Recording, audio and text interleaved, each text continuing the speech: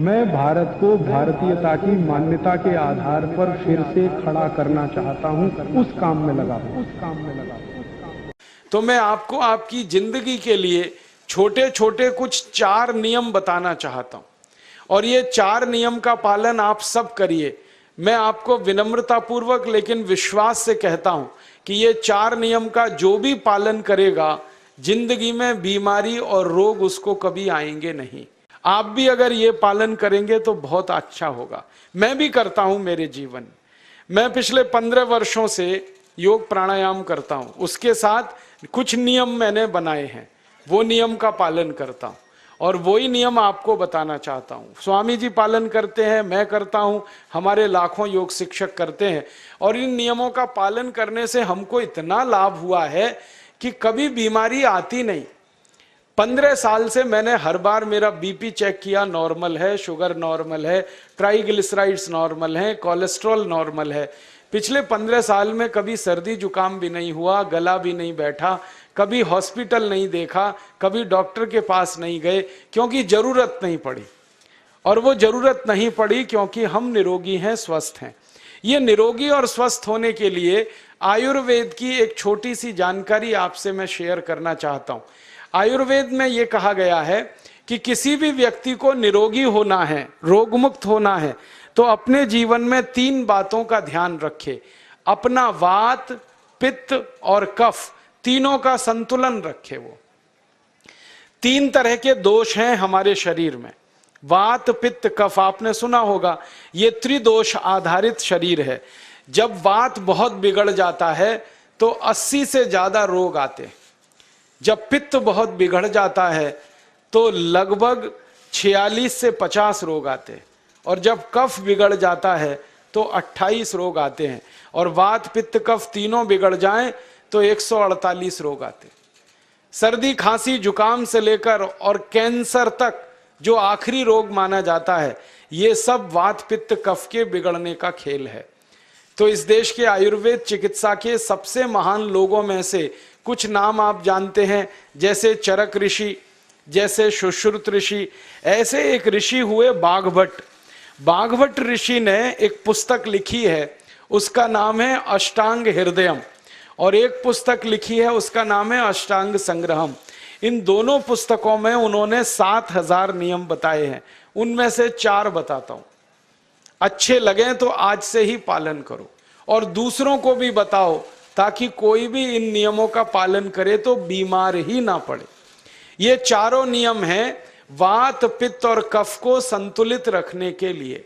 अब वात, पित्त, कफ तीनों एक साथ आपके संतुलित रहें, तो उसके लिए पहला नियम है खाना खाने के तुरंत बाद पानी नहीं पीना। ये पहला नियम है। आप बोलेंगे ये तो बड़ी मुश्किल बात है, खाना खाते ही पानी पीते हैं हम तो सबके सब, और बिना पानी पिए खाना ही नहीं खाते। कई लोग तो खाने से ज्यादा पानी पीते हैं, खाना कम खाते हैं, पानी ज्यादा पीते हैं। ये खाना खाने के बाद पानी कभी भी नहीं पीना, क्योंकि महर्षि बाघभट्ट कहते हैं भोजनांते विषम वारी, माने भोजन के अंत में पानी पियो तो जहर के पीने के जैसा है। इसलिए वो कहते हैं कभी भी खाने के तुरंत बाद पानी मत पियो। अब आप मुझे पूछोगे क्यों नहीं पिए, कारण बता दो। कारण मैं बताना चाहता हूं सरल भाषा में। हम जब खाना खाते हैं ना, तो पेट में सारा खाना इकट्ठा होता है। पेट में एक स्थान होता है, उसको हम कहते हैं जठर। संस्कृत में, हिंदी में जठर कहते हैं, अंग्रेजी में उसको एपिगैस्ट्रियम कहते हैं, हिंदी में कुछ लोग उसको आमाशय भी कहते हैं। ये जठर छोटा सा स्थान है। आपके पेट में नाभि है ना, उसके लेफ्ट साइड में बाईं तरफ छोटा सा स्थान है। सारा खाना आपका इसी स्थान पर आता है। जो भी आप खाते हो, रोटी, चावल, दाल, सब्जी, दूध, दही, कुछ भी खाओ, सब कुछ जठर में आता है। अब जठर में जैसे ही खाना इकट्ठा होता है तो उसमें आग जलती, और उस आग को कहते हैं जठर अग्नि। मिला के बोल देते हैं जठराग्नि। आप जैसे ही खाना खाते हो, पेट में, जठर में अग्नि जलती है। वो अग्नि खाने को पचाती है, और अग्नि खाने को ऐसे ही पचाती है जैसे रसोई घर की अग्नि खाने को पकाती है। आपके रसोई घर में आप अग्नि जलाओ, उसके ऊपर दूध रख दो, दूध में थोड़ा चावल डाल दो, अग्नि जब तक जलती रहेगी खीर तब तक बनती रहेगी।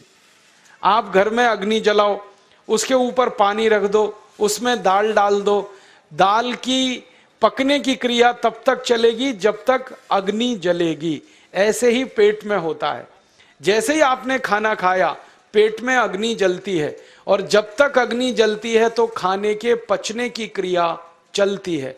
जैसे रसोई घर में खाना पकाते हैं वैसे ही पेट में भी खाना पकता है, इसी को हम पचने की क्रिया कहते हैं, अंग्रेजी में उसको डाइजेशन कह देते हैं। तो आपने खाना खाया, पेट में अग्नि जल गई, अब वो खाने को हजम करेगी, पचाएगी। अब मुझे एक प्रश्न का उत्तर दो आप, कि जैसे ही आपने खाना खाया पेट में अग्नि जल गई और वो खाने को पचा रही है, तुरंत आपने गट गट गट गट पानी पी लिया और खूब ठंडा पानी पी लिया, बर्फ मिलाया हुआ पानी पी लिया, फ्रिज का पानी पी लिया, क्या होने वाला है? अग्नि जलेगी कि बुझेगी? अग्नि के ऊपर पानी डालो तो अग्नि और पानी की दोस्ती नहीं है, दुश्मनी है।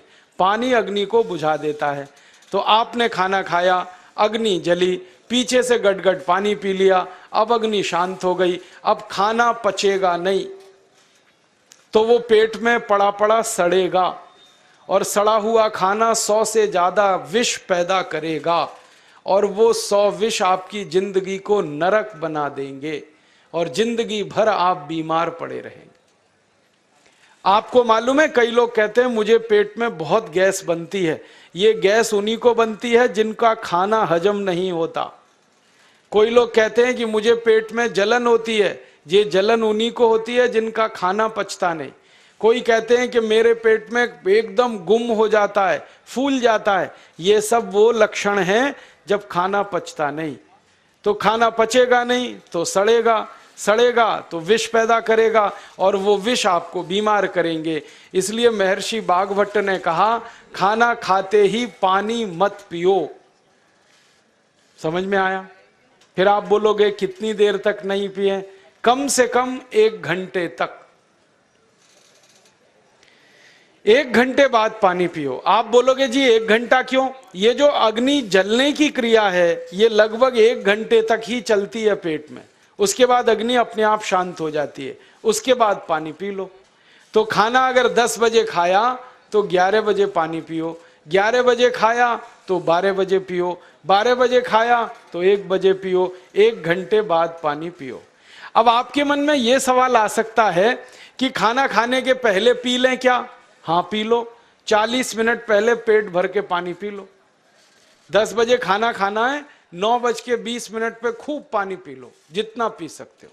11 बजे खाना खाना है, 10:20 पे पी लो, खूब पानी पी लो, 40 मिनट पहले। आप और एक सवाल पूछ सकते हो कि अच्छा ठीक है, खाने के बाद पानी तो नहीं पिएंगे, कुछ और पी सकते हैं क्या पानी को छोड़कर? तो उसके लिए भागवत जी कहते हैं कि खाने के तुरंत बाद अगर पीना है तो दही की लस्सी पियो, मट्ठा। खाने के बाद अगर तुरंत पीना है तो फलों का रस पियो, गन्ने का रस पी लो, संतरे का रस पी लो, मौसमी का रस पी लो, अनार का रस पी लो। अब आप कहोगे ये सब महंगी महंगी चीजें बता रहे हैं, गन्ने का रस, संतरे का रस, अनार का रस, पैसे तो है नहीं। तो सबसे सस्ता रस है नींबू का ही रस पी लो, शिकंजी बना के पी लो, वो तो सबसे सस्ता है।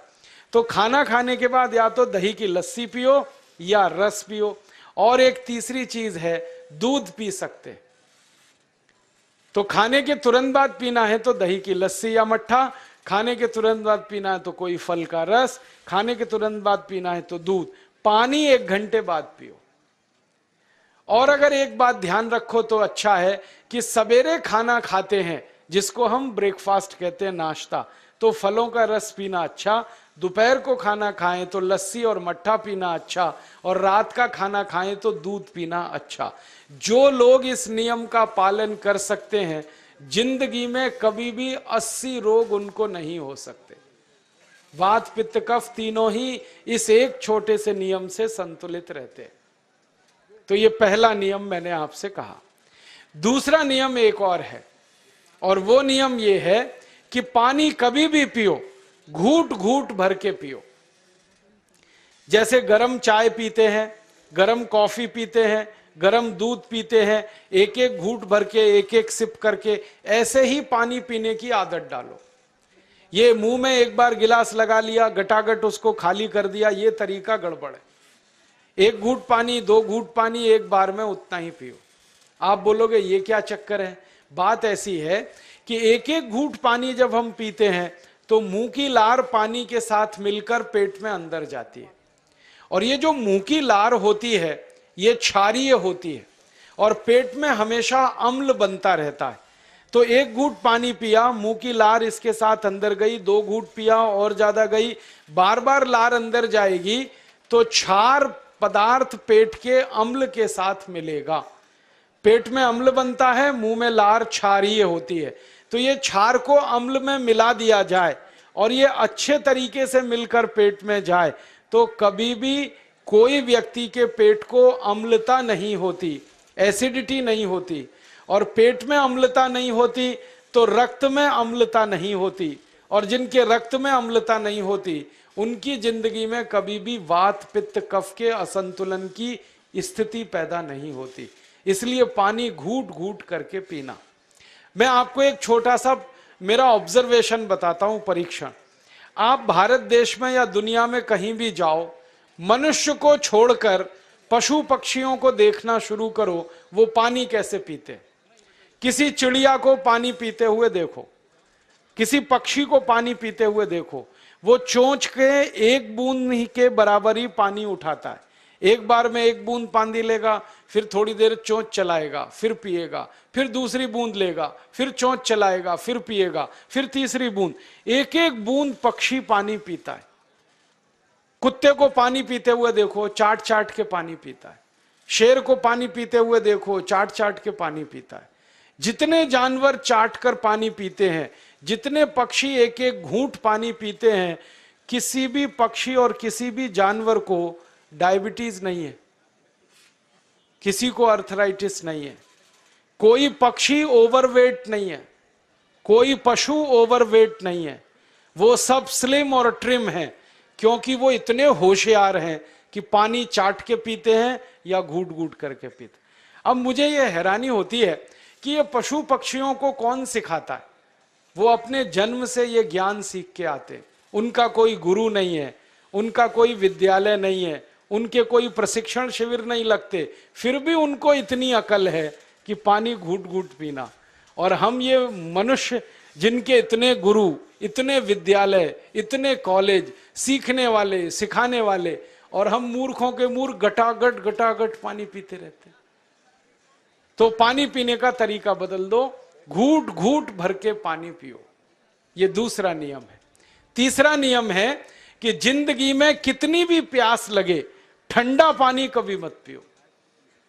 बर्फ डाला हुआ पानी, फ्रिज में रखा हुआ पानी, वाटर कूलर का पानी जिसका तापमान बहुत कम है, ये कभी मत पीना। क्यों? क्योंकि शरीर आपका गर्म है और पानी ठंडा है। अब होता क्या है वो मैं समझाता हूं सरल भाषा में। पेट तो गर्म है, अब इसमें ठंडा पानी डाल दिया आपने तो अंदर झगड़ा होता है। और झगड़ा क्या होता है? या तो पानी पेट को ठंडा करेगा या पेट पानी को गर्म करेगा। अगर पानी ने पेट को ठंडा कर दिया तो पेट के ठंडा होते ही हृदय ठंडा होता है, हृदय के ठंडा होते ही मस्तिष्क ठंडा होता है, मस्तिष्क के ठंडा होते ही आदमी ठंडा होता है, और आदमी ठंडा होते ही राम नाम सत्य होती है। आपको मालूम है जब शरीर ठंडा पड़ जाता है तो घर में भी नहीं रखते, निकाल के बाहर सड़क पे रख देते। जो घर आपने बनाया अपनी मेहनत से, शरीर के ठंडा पड़ते ही निकाल बाहर करते हैं उस घर में से, और फिर चिल्लाने लगते हैं लेके जाओ, जल्दी लेके जाओ, इसको जला के आओ। माने ठंडे शरीर की इज्जत नहीं है। तो ठंडा पानी क्यों पी रहे हो भाई? बंद कर दो। कोई जानवर ठंडा पानी नहीं पीता, कोई पक्षी नहीं पीता। तो आप ये ठंडा पानी पीना बंद करो, सादा पानी पीना शुरू करो। और गर्मी के दिनों में बहुत अगर आपको तकलीफ है तो मिट्टी के घड़े का पानी पी लेना, फ्रिज का और बर्फ का नहीं पीना। ये तीसरा नियम है। और चौथा और आखिरी नियम है कि आप सवेरे ही सवेरे जब सोकर उठते हो तो सबसे पहले पानी पियो। जैसे ही आपकी आंख खुल गई तो पहले 2-3 गिलास पानी पी लो, उसके बाद आप टॉयलेट में जाओ। उठते ही पानी पियोगे तो 2 फायदे हैं। पहला फायदा यह है कि पानी पेट में जाकर बड़ी आंत को साफ करता है, और जैसे ही बड़ी आंत की सफाई होगी पेट पे दबाव पड़ेगा और आप संडास घर में जाएंगे, 2-3 मिनट में पेट आपका साफ हो जाएगा। जिनका पेट सुबह एक बार में साफ हो जाता है उनकी जिंदगी में कभी रोग नहीं आता। इसलिए सुबह सुबह उठते ही पेट साफ होना जरूरी है। और उठते ही पानी पियोगे तो मुंह की जो लार है वो पानी के साथ मिलकर अंदर जाएगी। सुबह पेट में एसिड की मात्रा ज्यादा होती है, इसलिए लार का पेट में जाना बहुत जरूरी है। इसलिए सुबह उठते ही पानी पीना बहुत जरूरी है। ये 4 नियम हैं आयुर्वेद के। पहला नियम, खाना खाने के 1 घंटे बाद पानी पीना। दूसरा नियम, पानी को हमेशा घूट घूट भर के पीना। तीसरा नियम, कभी भी जिंदगी में ठंडा पानी नहीं पीना। और चौथा और आखिरी नियम, सवेरे उठते ही सबसे पहले पानी पीना। 4 नियमों का पालन जो भी अपने जीवन में कर सकता है वो वात पित्त कफ तीनों को संतुलित रख सकता है। और जिसका वात पित्त कफ संतुलित है उसके जीवन में बीमारी नहीं आती है, और जो बीमार नहीं पड़ते हैं वो स्वस्थ और तंदुरुस्त और सुखी रहते हैं। उनकी जिंदगी का खर्चा कम होता है और देश का भी बहुत सारा पैसा बचता है। आपको शायद मालूम है या नहीं, 1 साल में हम जब बीमार पड़ जाते हैं भारतवासी, तो साल का करीब 6 लाख करोड़ रुपया हमारा खर्च हो जाता है उन बीमारियों का इलाज करने में। दोस्तों, सबसे पहले तो चैनल सब्सक्राइब करें, फिर लाइक, कमेंट और शेयर करें। और हाँ, हमारा एंड्रॉयड ऐप डाउनलोड करना ना भूलें।